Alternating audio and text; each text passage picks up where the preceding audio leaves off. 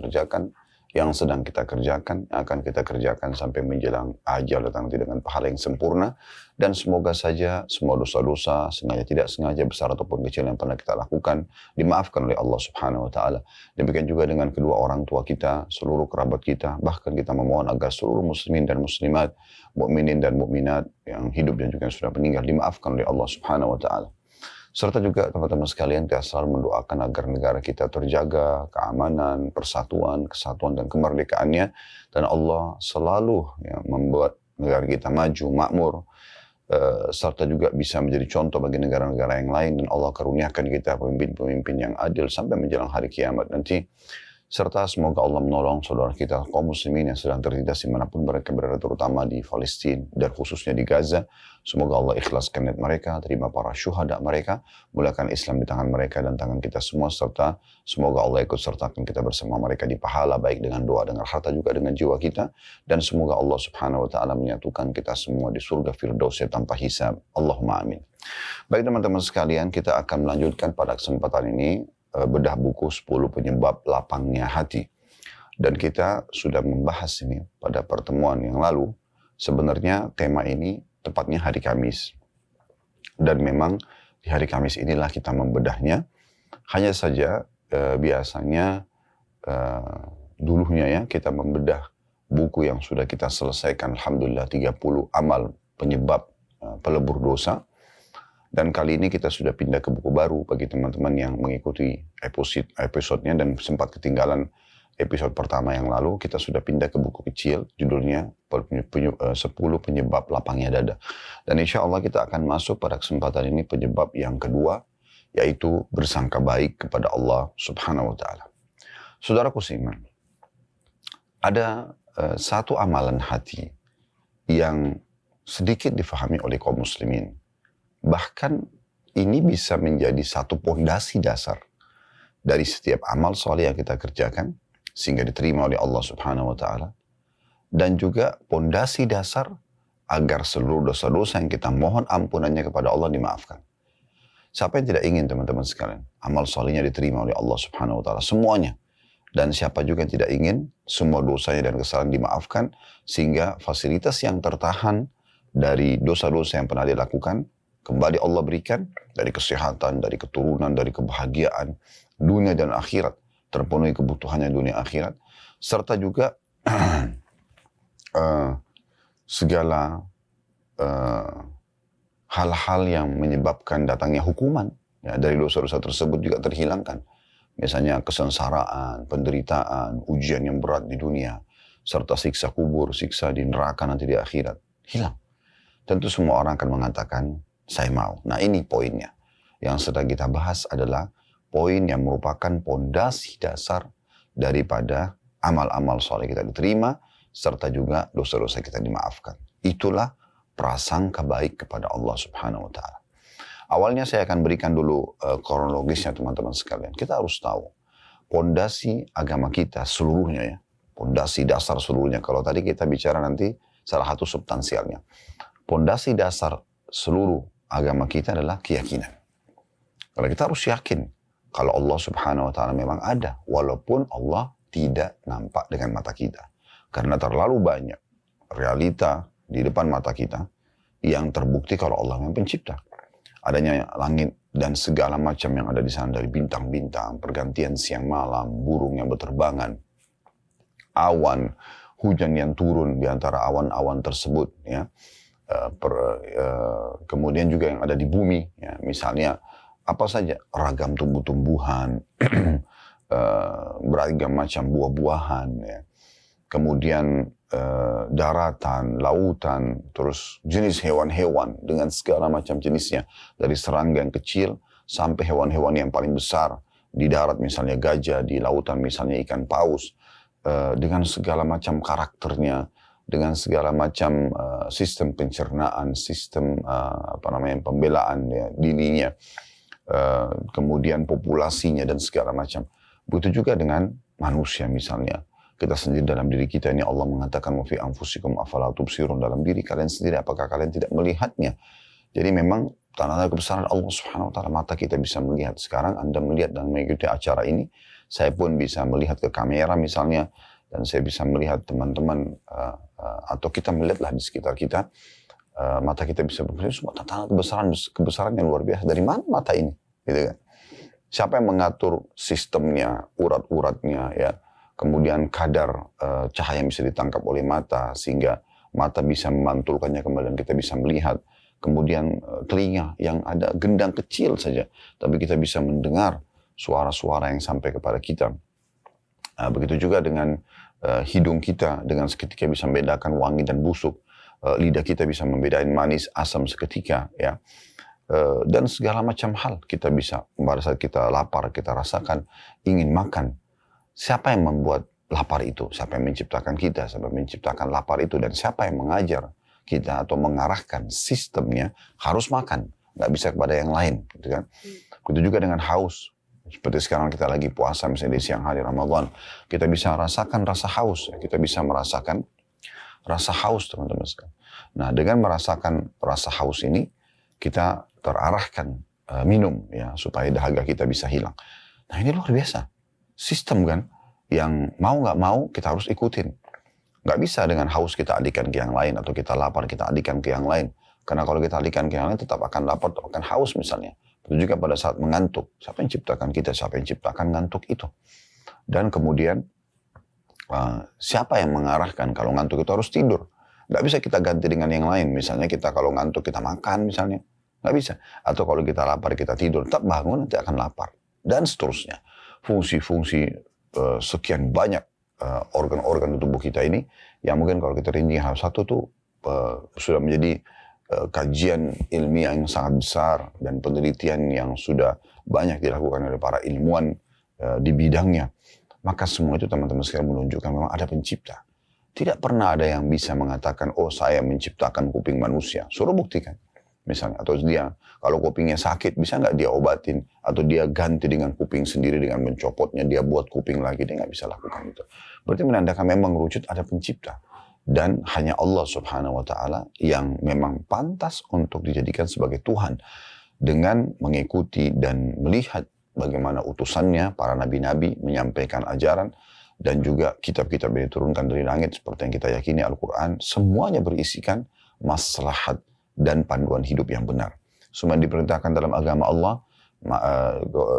jujur, amanah, tanggung jawab, bakti sama orang tua, berbagi, segala macam itu baik-baik. Dan semua yang dilarang pasti buruk. Dan manusia mengetahui secara fitrah alami itu buruk. Misalnya berbohong, menipu, mengganggu orang, mencuri, membunuh, dan seterusnya. Berarti memang mengerucut ke situ. Dan ini membuat kita yakin kalau memang ada Tuhan Allah Subhanahu Wa Taala. Makin tinggi tingkat level keyakinan kita, maka makin baik tentunya nanti prasangka berprasangka kita kepada Allah Subhanahu Wa Taala. Nah, ini pondasi umumnya. Jadi kita harus memang punya keyakinan, teman-teman sekalian. Nah, ulama mengatakan prasangka kepada Allah Subhanahu Wa Taala ini adalah amalan hati. Dan ini memang teman-teman sekalian, amalan hati ini perlu kita fahami baik-baik. Kalau ada amalan badan, ada amalan hati. Amalan hati itu seperti misalnya ikhlas, tawakal, ya, syukur, ya, ini semua amalan-amalan hati ini. Sabar, ya, termasuk diantaranya prasangka, berprasangka baik kepada Allah Subhanahu Wa Taala. Baik, itu kurang lebih kronologisnya. Sekarang kita masuk lebih dalam tentang prasangka ini. Prasangka ini teman-teman sekalian, ya, adalah bagaimana seseorang hamba bersangka baik dengan Tuhannya dalam hal, misal contoh, dia kalau berdoa, dia harus yakin karena Allah yang perintahkan doa, asal dia sudah mengikuti syarat-syarat dan rukun-rukun doa itu, maka dengan sendirinya harus dia yakin diterima. Gak boleh dia ragu. Ya. Nah, ini namanya prasangka baik dengan Allah Subhanahu Wa Taala. Makanya kata Nabi SAW, Udu'u rabbakum muqinuna bil ijabah, fa inna Allah la yaqbalu du'a min qalbin ghafil. Berdoalah kalian kepada Tuhan kalian dalam kondisi diikuti dengan keyakinan penuh dalam hati, dan diterima karena Allah tidak akan menerima doa dari hati yang lalai. Misal, ya, berarti memang kita nggak boleh teman-teman berdoa. Ini Allah kasih nggak sih? Saya minta jodoh, saya minta pekerjaan, saya minta keturunan. Kebanyakan orang tidak sadar sebenarnya terhalanginya doanya karena dia justru bersangka buruk sama Allah. Belum berdoa sudah mengatakan dalam diri dia, ya, antara dia sama Tuhannya, kayaknya tidak akan dikasih. Kayaknya saya sudah terlanjur mandul. Kayaknya saya sudah terlanjur begini dan begitu. Dia bersangka buruk. Padahal sebenarnya selama tidak bentrok dengan sunnatullah, sistem yang sudah Allah buat. Contoh misalnya, malam dan siang itu sistem Allah sudah buat. Tidak mungkin kita menabrak sistem itu ya. Tanda kutip di sini menabraknya. Maksudnya kita karena tidak suka malam, kita ingin siang aja supaya kita beraktivitas terus. Lalu kita mengatakan, ya Allah hilangkan malam. Itu nggak mungkin. Itu berarti kita seperti ingin bentrok dengan sunnatullah. Kita tidak suka dengan lawan jenis, lalu kita mengatakan, ya Allah hilangkanlah laki-laki atau hilangkanlah perempuan. Itu sunnatullah, nggak mungkin. Atau ya Allah lahirkanlah anakku dalam kondisi anak itu tiba-tiba sudah dewasa. Jangan bayi ya Allah. Keluarkan orang besar dari tubuhku, dewasa sehingga dia langsung bisa bekerja. Itu nggak mungkin. Sistem Allah harus melalui bayi semua manusia, termasuk para nabi-nabi, kemudian sampai beranjak anak-anak dan dewasa, barulah kemudian dia seperti yang kita harapkan tentunya pada saat kita pandu kepada apa yang kita inginkan, kebaikan atau keburukan. Jadi seperti itulah yang harus kita fahami teman-teman sekalian. Nah ini amalan hati ini penting sekali ya. Sebagaimana juga teman-teman sekalian kita harus memahami poin penting dalam masalah ini. Bersangka baik dengan Allah Subhanahu Wa Taala kalau kita sudah buat dosa ya. Lalu kita ingin bertaubat. Jangan pernah mengatakan, oh saya sudah terlalu banyak dosa, sepertinya Allah tidak akan maafkan saya. Ya. Atau dimulai dengan pertanyaan, apakah Allah akan memaafkan saya? Ya. Tapi dia langsung menjawab sendiri sambil mengatakan, sepertinya Allah tidak akan memaafkan karena dosa saya terlalu besar. Gitu. Kalau dia mengatakan, apakah Allah akan memaafkan saya tulus dari hatinya, ingin mendengar panduan dari seorang alim misalnya atau seorang ulama, mendengar jawaban dan dia tidak menyimpulkan sendiri tidak ada masalah. Tapi kalau dia sudah simpulkan sendiri, ya mungkin Anda pernah dengar ada orang bilang, saya sudah banyak buat dosa. Lalu dikatakan tobatlah. Dia mengatakan, masa sih saya akan dimaafkan? Orang dosa saya banyak sekali. Nah, contoh misalnya. Ya. Maka itu hal yang harus kita fahami baik-baik. Ya.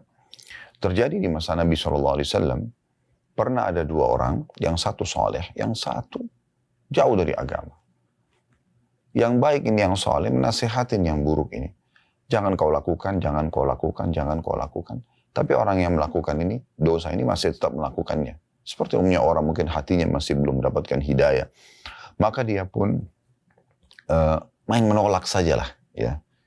Akhirnya yang soleh ini karena tidak sabaran, dia langsung mengatakan, sepertinya Allah tidak akan memaafkan kamu. Maka di saat itu Allah Subhanahu Wa Taala berfirman ya kepada Nabi Muhammad SAW, siapa orang ini? Berani-beraninya dia mendahului aku. Ya, dengan mengatakan Allah tidak akan memaafkan kamu. Nabi-nabi pun tidak ada yang berani mengucapkan itu. Tapi orang ini berani mengucapkan. Seakan-akan dia langsung bersangka buruk kepada Allah kalau Allah tidak akan maafkan orang seperti kamu. Maka yang terjadi Allah SWT mengatakan, katakan, hai Muhammad, bahwasanya amal-amal dia, orang ini sudah saya hapuskan, justru orang yang berdosa saya maafkan kesalahannya. Jadi Allah SWT adalah zat yang maha baik, yang maha adil, yang maha dermawan, maha segala-galanya. Jadi kita bersangka baik kepada Allah SWT. Sebesar apapun dosa Anda. Allah menyebutkan dalam surah Az-Zumar, surah nomor 39 ya. Salah satu ayatnya, Kul ya ibadiyalladzina asrafu ala anfusihim la taqnatu min rahmatillah. Innallaha yaghfiru dzunuba jami'a. Al-ayah yang artinya, katakan hai Muhammad kepada hamba-hambaku yang sudah melampaui batas. Sudah luar biasa dosa-dosa yang dilakukannya. Sudah melampaui batas mungkin tidak umum manusia kerjakan. Sudah terlalu banyak membunuh, terlalu banyak memerkosa, terlalu banyak mencuri, terlalu banyak segala macam. Katakan, jangan kalian putus asa dengan rahmat Allah. Sungguhnya Allah mengampuni semua dosa-dosa. Ya. Allah itu maha pemaaf. Sangka baik dengan Allah Subhanahu Wa Taala. Itu juga dengan Anda beramal saleh. Anda kalau beramal saleh, Anda sangka baik dengan Allah Subhanahu Wa Taala. Sangka baik teman-teman sekalian. Kalau Anda sudah memenuhi semua syarat-syarat ibadah itu, sholat misalnya, sudah ikutin semuanya. Memang sudah tutup aurat, masuk waktunya, mengikuti gerakannya, bacaannya, semua Anda ikutin. Anda jauhi hal-hal yang membatalkannya. Anda harus yakin dan sangka baik kepada Allah, Allah sudah terima. Ya, cuman memang ada amalan hati yang lain, yaitu ikhlas di sini. Ya. Jangan sampai Anda nodai dengan riya, lawannya ikhlas. Anda justru pamer, saya semalam sholat begini, saya sudah bersedekah begini. maka akhirnya merusak, gitu kan.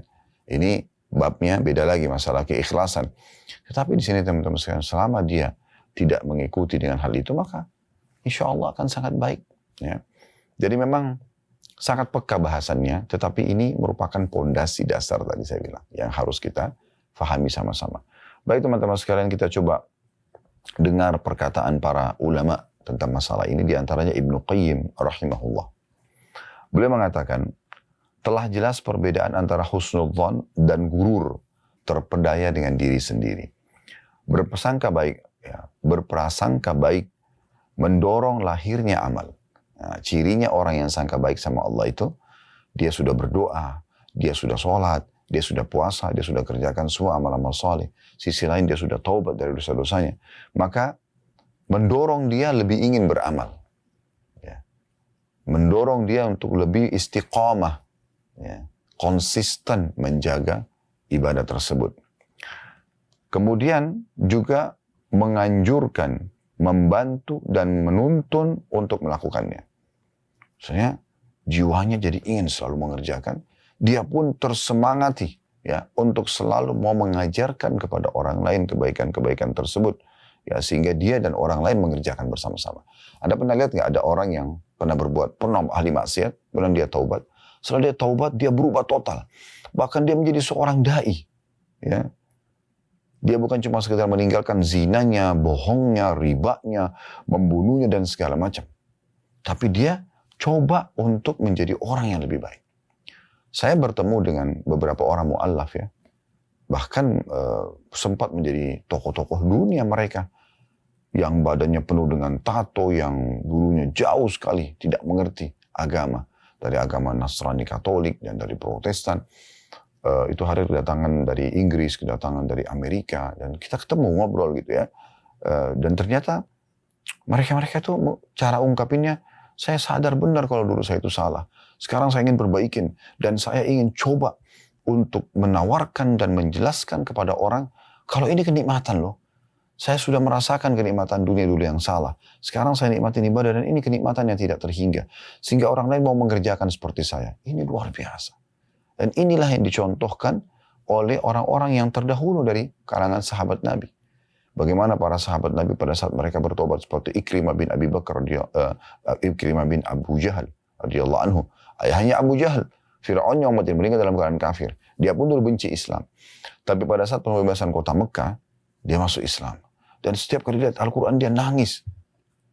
Dia menangis. Dan dia mengatakan, ini perkataan Tuhanku yang aku lalaikan. Ya, kemudian dia mengatakan, ya Rasulullah, dulu sebelum saya masuk Islam, saya sangat benci dengan Islam. Apa yang ayah saya lakukan, saya juga ikut lakukan. Ayah Fir'aun umat ini, Abu Jahal suka sekali memerangi Islam dengan jiwanya, dengan hartanya. Ya. Maka Ikrimah ikut pada saat itu. Sekarang saya ingin menebusnya. Dengan cara saya juga akan mengeluarkan infak sebesar dulu saya memerangi Islam untuk perjuangan Islam. Nah ini. Kan gitu.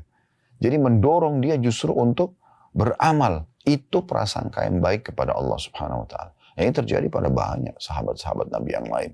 Para tabi'in, para tabi'in, bahkan sampai menjelang hari kiamat nanti. Orang-orang yang betul-betul hatinya diilhamkan oleh Allah SWT prasangka baik, dia akan lakukan itu. Jadi mendorong dia untuk beramal.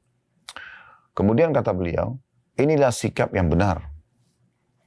Tapi kalau mengajak kepada pengangguran dan bergelimang dalam kemaksiatan, maka ini adalah gurur atau terperdaya dengan diri sendiri.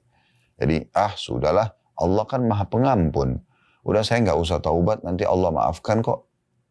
Nah ini terpedaya dengan dirinya. Ini bukan bersangka baik sama Allah. Dia tidak mau beramal. Dia tidak mau bertobat. Udahlah, saya nanti aja deh sholatnya. Toh saya masih muda, umur saya masih panjang. Misal. Ini terpedaya dengan dirinya sendiri. Dia selalu berpikir Allah itu Ghafurur Rahim. Allah maha pengampun dan maha penyayang. Tapi dia lupa juga Allah itu sisi lain syadidul iqab. Berat sekali siksaannya. Kan begitu. Jadi harusnya tidak seperti itu orang memahaminya. Jadi dia tidak, kalau orang yang terpedaya dengan diri itu selalu, dia mau sangka baik, tapi tidak ada amal yang dihasilkan dari diri dia. Tidak ada upaya untuk mengerjakan amal soleh, tidak ada upaya untuk meminta maaf dari kesalahan. Kan Kan gitu. Lalu kata beliau, berprasangka baik itu adalah harapan. Barang siapa yang pengharapannya membawa kepada ketaatan dan meninggalkan kemaksiatan, maka itu adalah pengharapan yang benar. Dan barang siapa yang keengganannya atau keengganannya ya, beramal dianggap sebagai sikap berharap, dan sikap berharap berarti enggan beramal atau meremehkannya, maka itu termasuk terpedaya. Nah, jadi ada perbedaan dasar situ. Kalau dari sini kita bisa ambil kesimpulan kalau berarti bersangka baik dengan Allah itu adalah kita sudah taubat, ya semoga Allah maafkan. Kemudian kita amal saleh, semoga Allah terima. Nah, gitu ya. Lalu terus kemudian mendorong kita selalu ingin konsisten menjaga amal saleh itu, konsisten untuk menjaga taubat kita. Syekh Shalih Al-Fauzan hafizahullah berkata, prasangka yang baik kepada Allah seharusnya disertai dengan meninggalkan kemaksiatan. Tinggalkan dosanya. Jangan justru, sudahlah Allah Maha Pengampun, gak apa-apa deh. Gitu. Salah, bentrok dengan persangka baiknya. Gitu kan. Sangka baik itu harusnya membuat orang jadi, Allah Maha Baik kok. Harusnya saya juga berbuat baik dong. Allah Maha Baik kok. Masih bisa memberikan saya kesempatan tobat. Maka saya menjaga tobat ini. Nah, itu yang benar. Lalu kata beliau, saya ulangi kata Syekh Shalih Fauzan rahimahullah, beliau seorang ulama di Saudi tentunya, prasangka yang baik kepada Allah seharusnya disertai dengan meninggalkan kemaksiatan. Kalau tidak, maka itu termasuk sikap merasa aman dari azab Allah. Ini dosa besar yang lain lagi. Ya. Dia merasa Allah tidak akan hukum dia. Ini bahaya. Dia malah menganggap remeh siksaan Allah yang Allah sudah ancamkan di jenis dosa yang dia lakukan. Ya. Terlebih lagi kalau orang sampai melampaui batas dengan cara berbangga dengan dosa-dosanya. Dia menceritakan sama teman-temannya dosa yang dia lakukan. Subhanallah.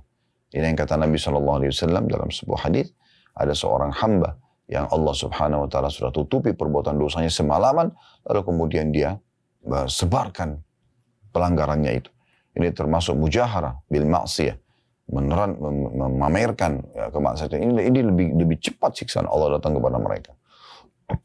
Seharusnya kalau Allah tutupin aib Anda, kesalahan Anda, maka Anda bersyukur kepada Allah Subhanahu Wa Taala justru dengan menutupinya, bertobat dan menutupinya, tidak menceritakan pada orang lain. Lalu kata Syekh Shalih Fauzan lanjutannya, prasangka baik kepada Allah harus disertai dengan melakukan sebab datangnya kebaikan dan sebab meninggalkan kejelekan. Itulah pengharapan yang terpuji. Jadi maksudnya, ya dia coba lebih dalami lagi ilmunya supaya dia lebih semangat mengerjakan amal saleh tersebut. Dia coba berkumpul dengan komunitas yang baik sehingga hanya memotivasi dia untuk mengerjakan amal saleh tersebut, dan dia coba bertobat dari dosanya dan dia meninggalkan segala fasilitas yang bisa membuat dia mengulangi dosa tersebut. Sedangkan prasangka baik kepada Allah, selanjutnya kata beliau, sedangkan prasangka baik kepada Allah dengan meninggalkan kewajiban dan melakukan yang diharamkan, maka itu adalah pengharapan yang tercelah. Itu termasuk sifat merasa aman dari makar Allah. Nah, jadi sudah kita bisa lihat di sini bagaimana para ulama kita sudah menjelaskan, Ibnu Qayyim rahimahullah dan Syekh Shalih Fauzan, kita jangan menyalahfahami tentang masalah prasangka baik ini, ya, sehingga akhirnya tidak mendorong kita beramal, dan itu berarti orang gurur saja, orang hanya terpedaya dengan dirinya sendiri, ya. Kemudian kita coba lebih dalam ya membahas tentang masalah ini, dan saya coba bacakan dulu apa yang dikatakan oleh penulis ya di halaman 13. Sangka baik kepada Allah Azza wa Jalla ialah Anda merasa bahwa Allah akan melapangkan kesusahan Anda. Sangka baik. Karena kita terlilit utang, kita lagi butuh keselamatan dan keamanan, kita lagi apa saja. Kita selalu sangka baik kalau Allah akan melapangkan kesusahan itu. Makin kuat keyakinan Anda, Allah akan tolong Anda, ya maka makin mudah pertolongan itu datang. Kemudian menghilangkan duka hati Anda, kata penulis. Ya, selama kita sedih segala macam dan kita kembali kepada Allah, kita harus yakin Allah akan hilangkan duka itu. Selagi hamba bersangka baik kepada Rabb-Nya, maka Allah Azza wa Jalla membukakan berbagai keberkahan untuknya dari arah yang tidak disangkanya. Ya. Karena itu, wahai hamba Allah Azza wa Jalla, hendaklah Anda bersangka baik kepada Rabb Anda, ya niscaya Anda akan melihat dari Allah sesuatu yang menggembirakan Anda. Kayak seperti sederhana sekali teori ini ya, tapi siapa yang menerapkannya? Dan syaitan masuk di situ untuk membuat kita selalu sangka buruk dengan Allah Subhanahu wa taala. Tapi ingat tadi poin penting ya di awal tadi kita itu sebelum apa yang kami jelaskan sekarang yang sudah kami sampaikan, jangan gurur. Kita harusnya sangka baik sama Allah itu yang mendatangkan dorongan yang kuat untuk beramal saleh. Dorongan yang kuat untuk meninggalkan dosa. Nah, gitu. Tapi kalau kita tetap saja lalai dari kewajiban-kewajiban, kita terus-terus dalam dosa, dan kita mengatakan saya sangka baik sama Allah, ini bukan sangka baik, tapi ini gurur. Terpedaya dengan dirinya sendiri, dan ini adalah permainan syaitan. Lalu kemudian penulis mengangkat hadis yang sangat masyhur berhubungan dengan ini, adalah sabda Nabi SAW dari hadis Abu Hurairah radhiyallahu anhu. Allah Subhanahu wa taala berfirman, qala Allah taala, ana inda dhanni 'abdi bi, saya sesuai dengan prasangka hambaku, kata Allah. In dhanna bi khairan falahu, jika dia bersangka baik, ya maka ia akan mendapatkan kebaikan itu.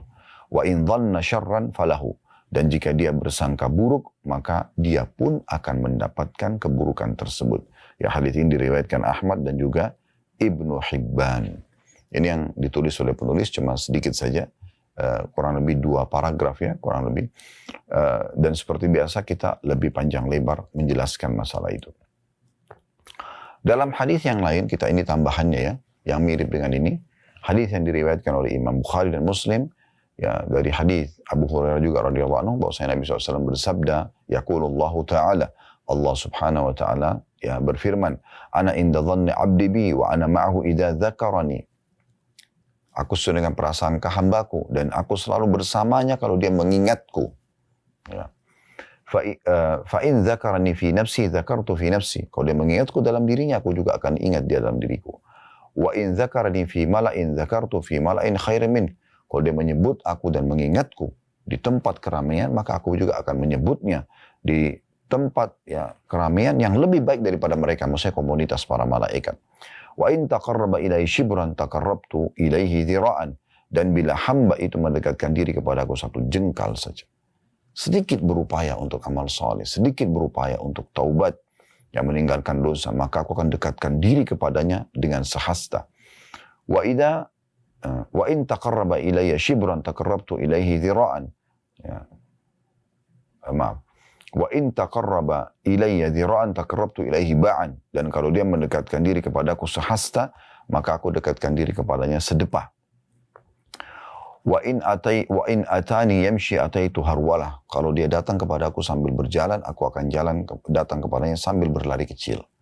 Artinya Allah Subhanahu wa ta'ala memang menyukai hamba-hambanya yang ingin mendekatkan diri kepadanya.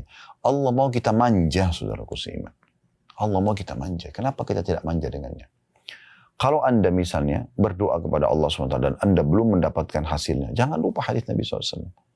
Hadis yang sangat masyhur, di mana Nabi SAW mengingatkan kepada kita, kalau ya seorang hamba itu berdoa, maka dipastikan akan melalui salah satu dari 3 tahapan. Akan melalui salah satu dari 3 tahapan. Yang tahapan ini sangat masyhur.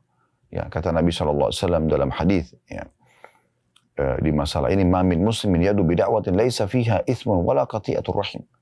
Tidak ada seorang muslim yang berdoa kepada Allah ya, yang tidak ada dosa dalamnya dan tidak memutuskan hubungan silaturahim, illa a'tahu Allahu biha ihda thalath. Kecuali Allah akan berikan dia melalui salah satu dari 3 tahapan. Imma an tu'ajjal lahu da'watuhu, Allah memberikan langsung jawaban doanya. Misalnya Allah sembuhkan saya, maka Allah langsung buat dia bertemu dengan dokter yang tepat, mengkonsumsi isi resep yang tepat, kemudian sembuh. Gitu ya. Wa imma an yaddakhiraha lahu fil akhirah, atau Allah akan simpankan yang panen dalam bentuk pahala pada hari kiamat nanti. Jadi tidak ada yang sia-sia di sisi Allah. Ya. Sebagaimana Allah katakan dalam firman-Nya, Inna Allah la yadhlimu mithqala dzarrah wa in taku hasanatan yudha'ifha yu'ti min ladunhu ajran 'azima. Allah tidak akan menzalimi seperti biji sawi pun. Kalau itu amal saleh yang dikerjakan, maka Allah akan berikan dari sisinya balasan yang besar. Wa imma yasrifa anhu minas su' mithlaha. Ya. Atau Allah akan menghilangkan keburukan yang akan menimpahnya, ya, yang selevel dengan doa yang dia harapkan. Misalnya dia minta keselamatan dunia, maka masalah dunia akan hilang. Dia minta keselamatan akhirat, maka masalah di akhirat akan terangkat. Ya, seperti itu. Lalu ada seorang sahabat sempat mengatakan, ya, di akhir hadis, qala idzan nukthir. Kalau kata sahabat, ya Rasulullah, kalau gitu kita perbanyak. Ya, maksudnya memperbanyak doa. Qala Allahu akthar. Maka kata Nabi SAW, Allah akan lebih banyak lagi mengabulkan doa-doa kalian. Kalau kalian memperbanyak doa, maka Allah juga akan lebih banyak memberikan. Artinya berdoa silakan. Manja, sangka baik, mohon, merengek. Ibnu Qayyim rahimahullah pernah, subhanallah, melihat seorang anak kecil lagi dimarahin oleh ibunya, kemudian saking marahnya sang ibu nih, anaknya dikeluarkan dari pintu rumah, lalu ditutup pintu tersebut. Tentu sikap ini kurang baik. Tetapi teman-teman sekalian, kita bisa ambil pelajaran penting di sini dari statement Ibnu Qayyim, bukan dari sikap ibu tersebut. Maka anak itu nangis-nangis, rengek-rengek, minta maaf sama ibunya supaya ibunya bukakan kembali pintu. Nah, seperti itu. Lalu kata Ibnu Qayyim, subhanallah, maha suci Allah. Andai saja, semua hamba memohon kepada Rabbnya sebagaimana anak ini memohon kepada Tuhan, anak ini memohon kepada ibunya, maka niscaya Allah akan memberikan kepadanya. Ya.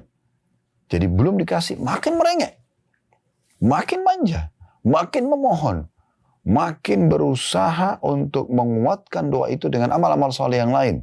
Misalnya dengan sedekah supaya doanya diterima. Kata Ibnu Abbas radhiyallahu anhuma, di saat ada hajatku belum Allah terima, bukan beliau berhenti berdoa. Tapi justru beliau mengatakan mencari orang-orang miskin lalu bersedekah dengan berharap menguatkan doa yang sudah dipanjatkan agar Allah kabulkan. Nah, itu yang benar. Jadi jangan justru seperti Nabi SAW mengatakan, yustajabu li ahadikum malam ya'jal. Akan diterima ya doa seseorang di antara kalian selama dia tidak tergesa-gesa. Maka para sahabat mengatakan, wa kaifal istijal ya Rasulullah. Bagaimana cirinya orang yang tergesa-gesa? Kata Nabi SAW, yaqulu da'autu wa lam yustajab li fatarakat doa. Dia bilang, saya sudah doa, tapi belum melihat hasilnya, lalu dia tinggalkan doa. Subhanallah, mungkin tinggal sekali lagi Anda berdoa. Mungkin tinggal sehari lagi, mungkin tinggal sepekan lagi, mungkin tinggal sebulan lagi. Dan Allah subhanahu wa ta'ala, kalau kata Nabi SAW dalam sebuah hadis yang sahih yang lain, yang artinya, Allah subhanahu wa ta'ala kalau mendengar doa yang indah dari seorang hamba, Allah menerlambatkan jawabannya. Agar hamba tersebut tetap dalam doanya. Yang nanti dia akan gembira sekali melihat hasil pahalanya pada hari kiamat nanti. Ibnu Rajab menyebutkan rahimahullah dalam kitab Jami'ul Ulum wal Hikam, fal ilhau bid du'a bil maghfirah ma'a raja'illahi ta'ala mujibun lil maghfirah.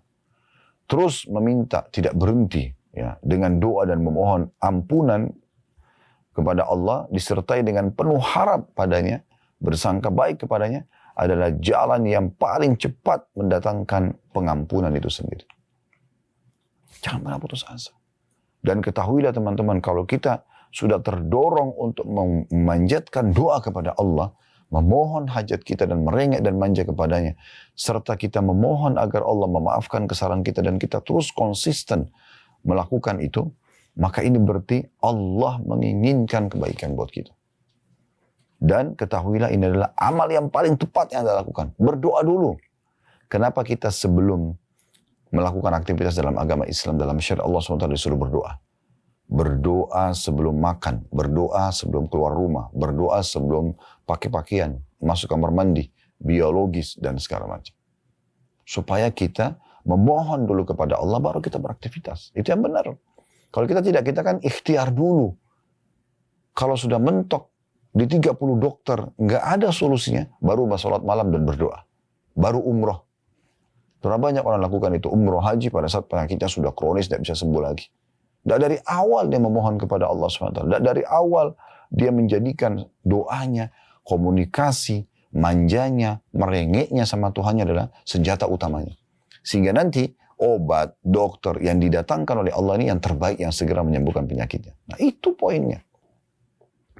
Dan dalam sebuah hadis yang mulia, hadis riwayat Tirmidzi, Ibnu Majah, Ahmad dengan sanad hasan, Kata Nabi SAW, Laisa syai'un akramu ala Allah ta'ala minad du'a. Tidak ada sesuatu yang lebih besar pengaruhnya di sisi Allah dibandingkan dengan doa. Ada seseorang tabi'in disebutkan dalam sebuah kisah. Dia rupanya mimpi bertemu dengan Umar bin Khattab radhiyallahu anhu. Kemudian dia pun bertanya kepada Umar. Dalam mimpi ya, tidak bisa diatur. Hai Umar, apa kira-kira yang paling cepat membuat rahmat Allah datang, pengampunan Allah datang, amal-amal diterima, dan dimaafkan kesalahan? Maka Umar memberikan isyarat dengan doa. Dengan doa. Nabi SAW, seorang Nabi, udah jelas dijanjikan kemenangan kepada beliau. Anda tahu, pada saat akan terjadi perang Badar, Allah sudah pastikan menang. Dalam Al-Quran dipastikan. Beliau yakin kemenangan datang. Tapi beliau tidak berhenti berdoa. Sampai Abu Bakar pada saat melihat Nabi SAW berdoa terus di kemahnya. Sudah melihat pasukan muslimin berhadapan dengan pasukan kafir Quraisy. 314 orang. Ya, 314 sama beliau. Itu sudah berhadapan sama musuh yang 1.000 orang. Sahabat-sahabat hanya dengan peralatan perang yang sederhana. Karena mereka tujuannya keluar di perang Badar untuk menahan kafilah dagang Quraisy, bukan berperang. Sementara 1.000 orang Quraisy semuanya keluar untuk berperang. Dengan senjata lengkap. Maka beliau berdoa mengatakan, Ya Allah, kalau seandainya engkau membiarkan hamba-hambamu ini kalah, maka tidak lagi yang bisa menyembahmu di muka bumi. Terus beliau merengek sampai Abu Bakar mengatakan, Ya Rasulullah, ya tenangkan diri Anda. Ya Rasulullah, ya kasihani diri Anda. Ya, tapi Nabi SAW terus berdoa. Sampai akhirnya beliau tertidur senyap, lalu beliau bangun, lalu beliau senyum. Beliau mengatakan, terima berita gembira. Allah telah menurunkan malaikat-malaikat membantu kalian. Ya. Jadi seperti itu yang harus kita lakukan teman-teman sekalian. Ya. Jadi poin ini harus kita perhatikan. Hasan Basri berkata rahimahullah, sesungguhnya seorang mukmin ketika bersangka baik pada Tuhannya, maka dia akan memperbaiki amalnya. Sementara orang buruk, dia berprasangka buruk kepada Tuhannya, sehingga dia melakukan amal keburukan. Tadi seperti contoh ya, sholat, Allah akan terima amal saya. Udah, saya mau tambah amal sholat yang lain. Saya sedekah, Allah akan terima sedekah saya. Daripada cuma itu, saya ingin daripada cuma satu pahala, saya ingin tambah pahala sedekah yang lain. Dia terus semangat. Nah, seperti itu. Tapi orang yang sangka buruk, ya, yang jauh dari rahmat Allah Subhanahu Wa Taala, mereka selalu beramal, sudahlah, tidak akan diterima, percuma. Saya sudah 50 tahun nggak sholat. Masa sekarang kalau saya sholat, sehari kemudian saya meninggal, Allah maafkan kesalahan saya. Subhan. Dia sudah sangka buruk duluan. Saya sudah buat dosa 70 tahun. Masa saya dengan satu kali taubat nasuha, sehari atau bahkan hanya beberapa saat saja. Ya, hanya beberapa saat saja. Ya, bertaubat kepada Allah. Tulus dari hati, hitungan detik mungkin orang bertobat. Lalu semua dosa saya 70 tahun dimaafkan. Tidak masuk akal. Nah, dia sudah begitu. Maka terdoronglah dia untuk hal-hal yang buruk. Maka ini poin penting sekali untuk kita garis bawahi. Ibnu Qayyim, Abul Abbas Al-Qurtubi, rahimahullah berkata, pendapat lain ada juga yang mengatakan maknanya bersangka baik sama Allah dan mengira akan dikabulkan apabila berdoa. Dengan penuh keyakinan dalam hati, mengira dengan penuh keyakinan dalam hati diterima ketika bertaubat, mengira diampuni ketika memohon ampunan, mengira diterima amalnya ketika melaksanakan dengan memenuhi persyaratan, serta berpegang teguh terhadap kejujuran janjinya dan lapangnya keutamaan yang Allah sudah janjikan. Jadi maksudnya dia yakin sekali, ya kalau misalnya dia sholat malam nih, janjinya dalam hadis apa? Diterima doa. Boleh nggak orang sholat malam agar doanya diterima? Boleh. Nggak masalah, justru bagus sekali. Dia seperti itu. Nah, dan Nabi SAW sudah mengingatkan kepada kita untuk bersangka baik sama Allah ini bukan hanya sesaat. Bukan hanya dengan satu amal soleh yang kita kerjakan atau dosa yang satu kita mohon ampun dan taubat. Tapi sampai kita meninggal. Dan pada saat mau meninggal pun kita disuruh bersangka baik kepada Allah. Kalau Allah akan masukkan saya ke dalam surga. Karena saya sudah coba bertaubat. Ya, saya sudah coba melakukan amal saleh. Ya, sebagaimana Nabi SAW mengatakan dalam hadis riwayat Muslim, la yamutanna ahadukum illa wa huwa yuhsinu billahi dhann. Janganlah salah seorang dari kalian meninggal dunia sementara dia bersangka baik, kecuali dia sudah bersangka baik pada Tuhannya. Ya, Maksudnya Tuhannya akan masukkan dia ke dalam surga. Ya. Jadi yang disampaikan teman-teman dalam Al-Quran, dalam hadis Nabi SAW tentang orang beramal soleh, orang beriman akan masuk surga, itu bukan uang kosong itu. Ya. Allah itu jujur dan benar dengan janjinya. Inna Allah la yukhliful mi'ad, Allah tidak akan pungkiri janjinya. Di dalam hadis yang lain, ya dikatakan, maaf, di Al-Quran ini, "Man asdaqu minallahi qila," dan siapa yang lebih jujur daripada Allah dalam pernyataan. Jadi nggak mungkin salah. Ya. Begitu juga dengan orang-orang yang melakukan dosa-dosa, kan dihukum sama Allah. Nggak usah khawatir. Ada waktunya mereka akan mendapatkan itu. Kalau Anda melihat seorang hamba terus konsisten dalam amal salehnya, berarti Allah ingin kebaikan buat dia. Bahkan kadang-kadang setelah meninggal pun masih ada saja orang yang diceritakan keburukannya, dianggap keburukan, berarti sebenarnya mereka orang-orang saleh. Contoh misalnya Abu Bakar sama Umar radhiyallahu anhu, setelah meninggal masih ada orang yang coba berbicara tentang Abu Bakar sama Umar. Siapa mereka? Ya. Orang tidak paham, maka ada beberapa tabi'in datang kepada Aisyah dan mengatakan, "Wahai Ummul Mukminin, sebenarnya bagaimana kami bisa memahami ini? Ada saja orang yang membicara keburukan tentang Abu Bakar sama Umar, padahal mereka tidak buruk. Mereka adalah orang-orang yang baik, mereka mertua Nabi, mereka orang-orang saleh." Aisyah sambil senyum mengatakan, sungguhnya Allah hanya mau menambahkan pahala buat mereka. Gitu kan? Dengan cara itu. Jadi memang Allah Subhanahu wa Ta'ala punya cara dalam memberikan hamba-hambanya kebaikan-kebaikan itu. Begitu juga banyak orang yang subhanallah di saat hidupnya dia melakukan dengan penuh prasangka baik dengan Allah dan dengan semangat dia mengerjakan amal saleh, maka Allah nukil kisah-kisah mereka setelah mereka meninggal supaya jadi pelajaran buat manusia. Baik kisah mereka beramal saleh atau kisah mereka meninggalkan dosa-dosa. Dalam kitab Al-Mawsu' Al-Fiqhiyah di jilid 10 halaman 220 dikatakan tentang makna hadis tadi ya, yang hadis riwayat Muslim, la yamutanna ahadukum illa wa yuhsinu dhannu billah, atau wa huwa yuhsinu billahi dhann. Janganlah salah seorang dari kalian meninggal dunia kecuali dia bersangka baik sama Tuhannya. Maka para ulama mengatakan seorang mukmin diharuskan berprasangka baik kepada Allah Ta'ala, dan lebih tekankan lagi berprasangka baik kepada Allah ketika ditimpa musibah dan ketika akan meninggal dunia. Ya, kalau musibah sedang datang, dia bersangka baik sama Allah. Musibah ini akan hilang, dia tinggal introspeksi diri dan mengambil pelajaran. Sakitnya akan sembuh, ya, masalahnya akan selesai. Tidak boleh dia sangka buruk sama Allah. Bukan belum hari ini, besok. Belum besok, lusa. Terus saja dia mendekatkan diri kepada Allah Subhanahu wa Ta'ala, terus dia introspeksi diri. Maka insya Allah akan selesai urusan. Ya. Berapa banyak permasalahan hidup kita yang sudah selesai?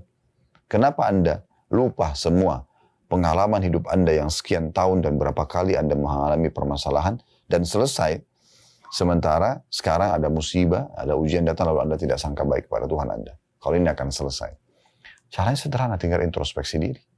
Jangan curhat ke sana sini, hanya kepada Allah SWT. Wudu, sholat, taubat, mohon kepada Allah diberikan petunjuk.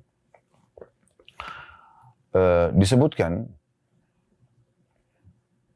bahwasanya seorang ulama mengatakan dianjurkan bagi orang yang akan meninggal dunia bersangka baik kepada Allah Ta'ala. Berprasangka baik kepada Allah meskipun sangat dianjurkan ketika mau meninggal dunia dan dalam kondisi sakit, akan tapi sepantasnya seseorang senantiasa ya, bersangka baik kepada Allah ya, walaupun dalam kondisi genting. Maksudnya memang ini sangat ditekankan. Walaupun dia sudah sakit parah, walaupun dokter sudah memvonis tidak bisa sembuh, walaupun ini dia tetap bersangka baik kepada Allah. Ya, Allah akan sembuhkan saya. Allah akan berikan saya pahala besar dari sini, dari ujian ini. Nah, seperti itu ya. Sebagaimana disebutkan oleh Imam Nawawi rahimahullah dalam syarah sahih Muslim beliau. Jadi ini kurang lebih teman-teman sekalian gambaran bahasan tentang masalah sangka baik kepada Allah Subhanahu wa Ta'ala. Semoga Allah mudahkan kita bisa menerapkan dalam kehidupan kita tentunya ya. Semoga bermanfaat. Subhanakallahumma bihamdika asyhadu an la ilaha illa anta astaghfiruka wa atubu ilaik. Wassalamualaikum warahmatullahi wabarakatuh.